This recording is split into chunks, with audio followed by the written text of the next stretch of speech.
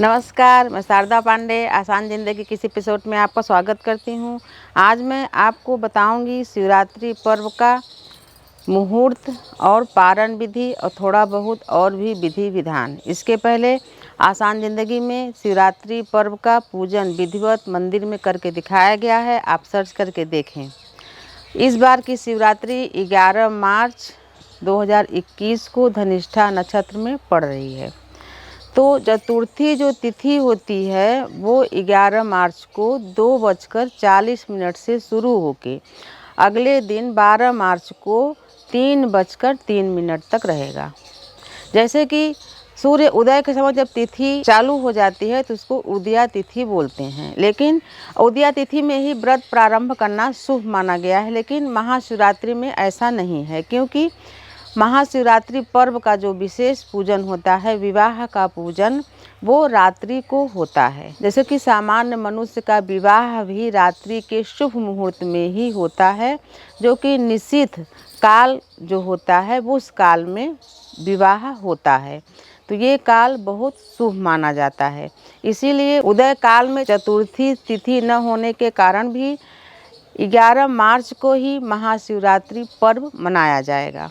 तो आप सभी को मैं बता रही हूँ कि इस बार महाशिवरात्रि पर्व कब मनाया जाएगा और कैसे मनाया जाएगा। इसी तरीके से सुबह 11 तारीख को सुबह ही सूर्य उदय से लेकर 9:24 तक शिव योग रहेगा। इस योग में पूजा का संकल्प लेना, गुरु मंत्र का जाप करना उत्तम माना गया है। उसी तरीके से 11 मार्च से 9:25 से सिद्ध योग शुरू हो जाएगा, जो कि 12 मार्च को 8:25 तक रहेगा। इस योग में पूजा, दान, यज्ञ, हवन, मंत्रों का जाप, ये सभी कुछ कर सकते हैं। जो निश्चित काल होता है, इस काल में भगवान शिव की शादी होती है। ये रात्रि के समय होता है, शुभ मुहूर्त में भगवान शिव की शादी होगी। और जो जैसे कि आप हमारा आसान ज़िंदगी सर्च करके देखेंगे, उसमें शिव और पार्वती का पूजन करके मूर्ति का दिखाई हूँ, क्योंकि शिव और पार्वती का विवाह है, इसलिए शिव पार्वती का अच्छी विधिवत गठबंधन करके पूजन करी हूँ।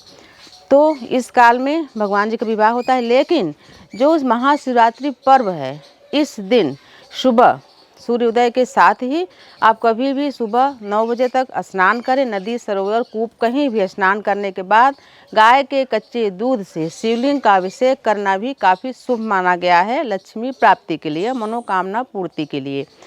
तो आप मंदिर में या घर में ही इसको भी कर लें। और विधिवत पूजा आप सुबह भी कर सकते हैं। और शाम को जो पूजा होती है वो विवाह पूजन, जैसे हम विवाह में कलश वगैरह रख के बाकी सब पूजन करते हैं, उसी तरीके से पूजन करना, भगवान शिव जी का, माँ पार्वती जी के मंत्रों का जाप करना, हवन करना, आरती करना, शिव स्तोत्र या शिव चालीसा पढ़ना काफ़ी फलदायी है। तो मैं आपको बता रही हूँ महाशिवरात्रि पर्व में आप कब, कैसा, क्या पूजन करें और कैसे पूजन करें। जो घर गृहस्थ होते हैं, जो घर गृहस्थ में रहते हैं, वो दोनों टाइम की पूजा करते हैं, यानी सुबह का भी और शाम का भी। निश्चित काल जो होता है वो बहुत शुभ माना गया है। इसी काल में भगवान जी का विशेष पूजन किया जाता है। जैसे भगवान शिव जी को जो जो चीज़ें निषिद्ध हैं वो महाशिवरात्रि पर्व पर चढ़ाई जा सकती हैं। जैसे कि केसर, हल्दी, गुलाल, गुलाब का फूल, ये सभी चीज़ें जो भगवान शिव जी को नहीं चढ़ती हैं, तो माँ मैना देवी के प्रार्थना से भगवान शिव जी ने उन सभी चीज़ों को एक दिन स्वीकार किया था, जिस दिन भगवान जी का विवाह होता है। तो इस दिन आप इन सभी चीज़ों से भगवान शिव और माँ पार्वती जी का तिलक कर सकते हैं। जैसे भगवान श्री गणेश जी को तुलसी निषिद्ध है, तुलसी नहीं चढ़ती, लेकिन जो तीजा के दूसरे दिन वाली चतुर्थी होती है, उस दिन भगवान श्री गणेश जी को तुलसी भी चढ़ाई जाती है, क्योंकि उस दिन भगवान श्री गणेश जी का तुलसी से उपचार हुआ था। तो तुलसी भी एक दिन चढ़ाई जाती है भादों की चतुर्थी में। उसी प्रकार से भगवान शिव जी को ये सभी चीज़ें शिवरात्रि के दिन चढ़ाई जाती है।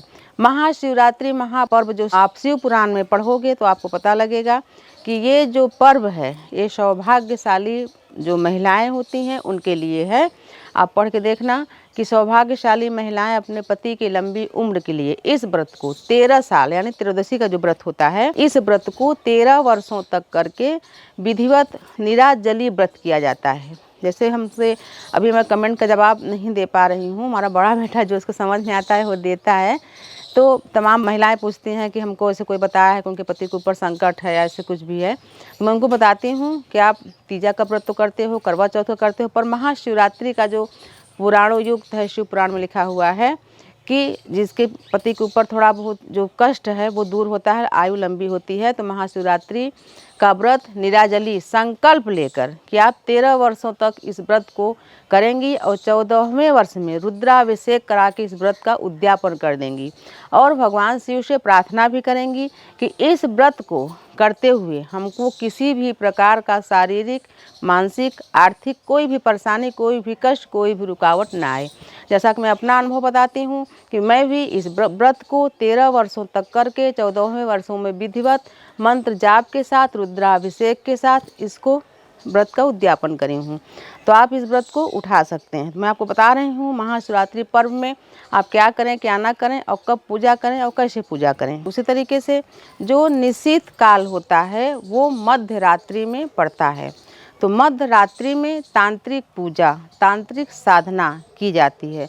जैसे कि तमाम ऐसी तिथियां हैं, जैसे कि अमावस्या या कोई भी और तिथि होती है, जैसे महाशिवरात्रि और ये जो होलिका के समय जो होता है, इन सब तिथियों में जो है तंत्र साधना काफ़ी प्रबल होता है और काफ़ी इसका जो महत्व होता है, यानी कम पूजा पाठ में ये सिद्ध हो जाता है। जैसे कि जो गुप्त नवरात्रि होती है, इसमें भी 10 महाविद्याओं का तंत्र साधना ही होता है, किसी एक देवी का तंत्र पूजा किया जाता है, सिद्ध किया जाता है।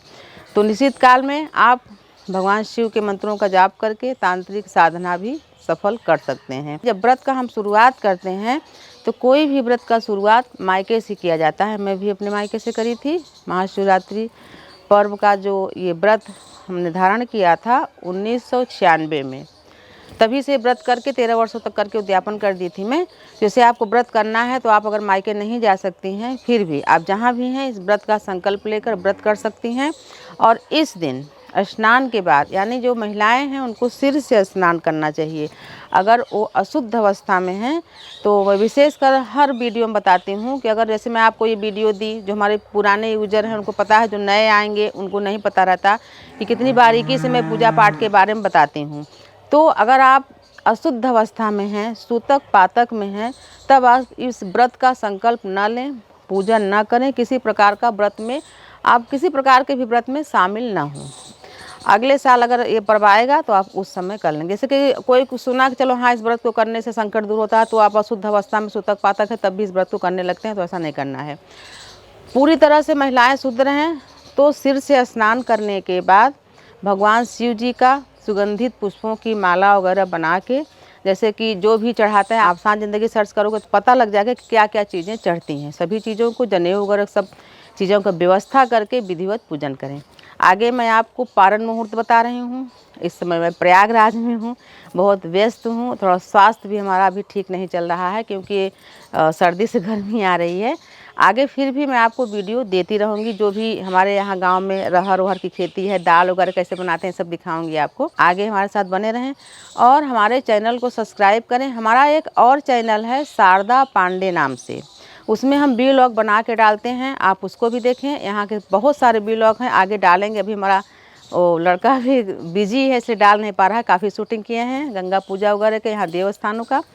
तो शारदा पांडे चैनल भी आप सब्सक्राइब कर लें, आसान ज़िंदगी भी सब्सक्राइब कर लें। हमारे साथ बने रहें, देखते रहें आसान ज़िंदगी। तब तक के लिए नमस्कार।